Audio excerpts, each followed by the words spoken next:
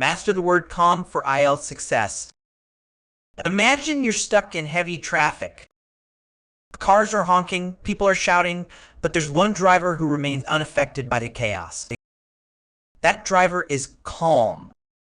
Today, we're going to learn about the word calm and how to use it correctly in your IELTS exam.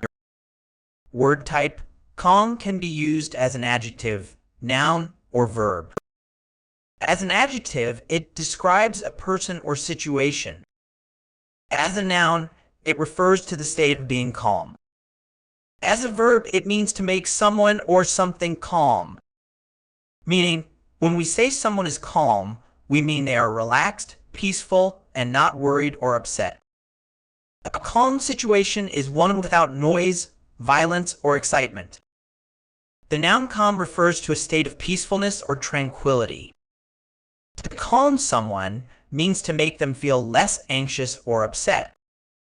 Word history: the word calm comes from the Italian word calma, which means quiet or stillness. It entered the English language in the late 14th century. Antonyms: some opposites of calm include agitated, anxious, excited, and upset.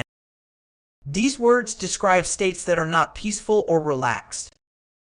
Synonyms: words with similar meanings to calm include peaceful, tranquil, serene, and composed. These words can help you describe a calm state in different ways. Examples used in sentences. As an adjective: the sea was calm and perfect for swimming. As a noun: after the storm, a strange calm settled over the city.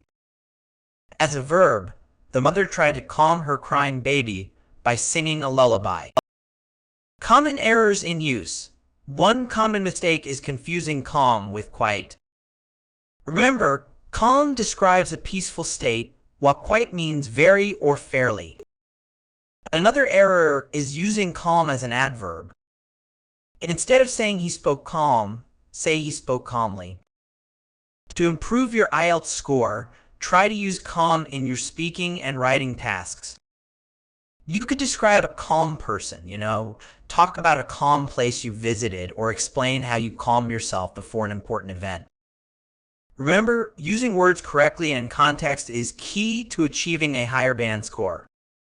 Practice using calm in different sentences, and soon you'll feel more confident using this versatile word in your IELTS exam.